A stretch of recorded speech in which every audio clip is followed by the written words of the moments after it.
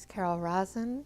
I'm an educator who became the first woman corporate manager of an aerospace company, Fairchild Industries. I'm a space and missile defense consultant. I've consulted to a number of companies, organizations, government departments, even the intelligence community. I was a consultant to TRW working on the MX missile.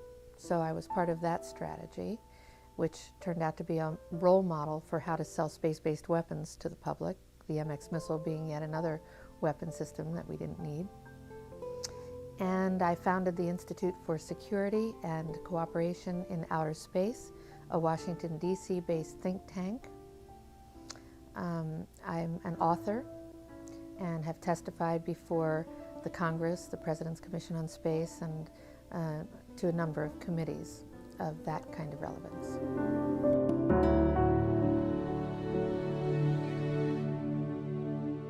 When I was a corporate manager of Fairchild Industries in 1974 through 77, I met the late Dr. Werner von Braun in early 74. At that time, von Braun was dying of cancer, but he assured me that he would live a few more years in order to tell me about the game that was being played, that game being the effort to weaponize space, to control the Earth from space and space itself. Von Braun had a history of working with weapon systems and had escaped from Peenemünde to come to this country and landed as vice president of Fairchild Industries when I had met him.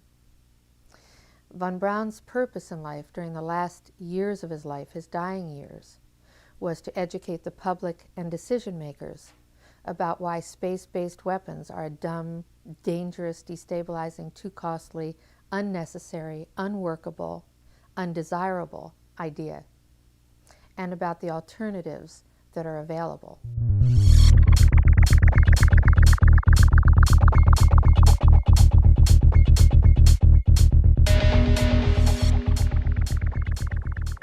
Well, the concept of a space force is not new.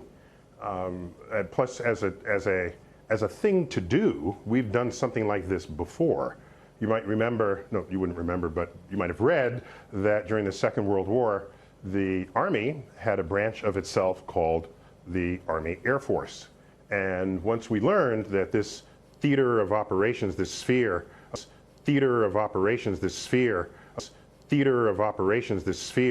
of operations had fundamentally different needs, different training, different technologies, different personnel required to operate in that space, if you will.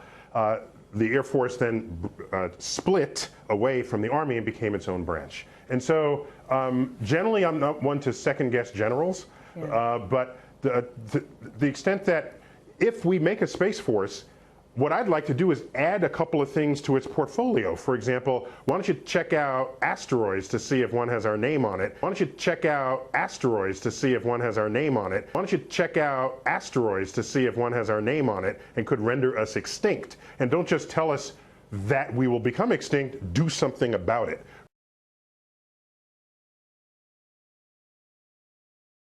Right now, there is no plan in place anywhere in the world to protect us against killer asteroids. And the next enemy was asteroids. Now, at this point, he kind of chuckled the first time he said it. Asteroids, against asteroids, we're going to build space-based weapons. So why don't you check out asteroids to see if one has our name on it? Why don't you check out asteroids to see if one has our name on it? It was funny then. And the funniest one of all was against what he called aliens, extraterrestrials. That would be the final card.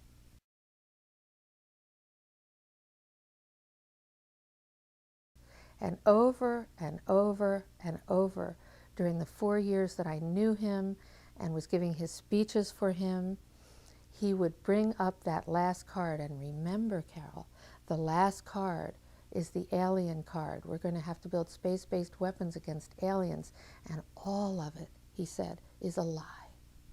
A lie. I think I was too naive to know at that time the seriousness of the nature of the spin that was being put on the system. And now the pieces are starting to fall into place. We're building a space-based weapon system based on a premise that is a lie, a spin. And Wernher von Braun was trying to hint that to me back in the early 70s and right up until the moment when he died in 1977. So people, I think, have conflated the concept of a UFO with whether we're visited by aliens. UFO means unidentified, flying object. Okay? This is a highly non-specific term. Yeah. It is so non-specific, it admits you don't know what you're looking at. But what's driving that thing if not a space alien? It's unidentified. Okay. So That's not good enough. well, so the universe brims with mysteries. And so just because you don't know what it is you're looking at doesn't mean it's intelligent aliens visiting from another planet. It was funny then. And the funniest one of all was against what he called aliens, extraterrestrials. That would be the final card.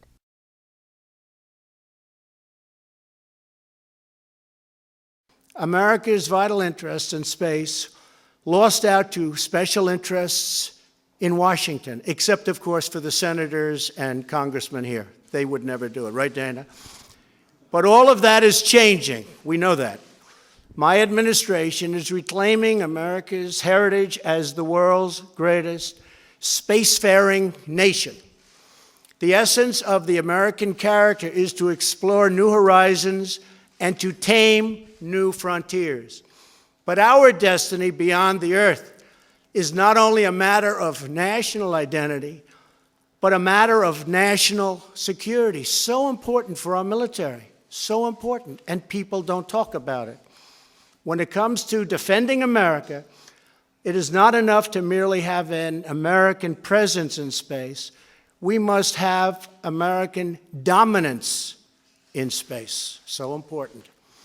Very importantly, I'm hereby directing the Department of Defense and Pentagon to immediately begin the process necessary to establish a Space Force as the sixth branch. Good morning, my name is Carol Rosin. In 1974, after being a sixth grade school teacher, I was introduced to the late Dr. Wernher von Braun in the U.S., the father of rocketry.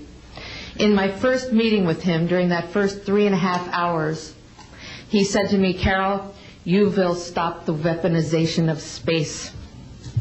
And I said, you know, teachers don't stop until June. He said, no, you have to understand, this is February, and we have to prevent the weaponization of space because there is a lie being told to everyone. And then he would repeat to me over and over, and the last card.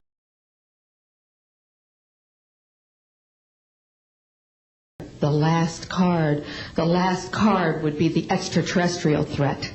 So the universe brims with mysteries. And so just because you don't know what it is you're looking at doesn't mean it's intelligent aliens visiting from another planet. And the last card would be the extraterrestrial threat.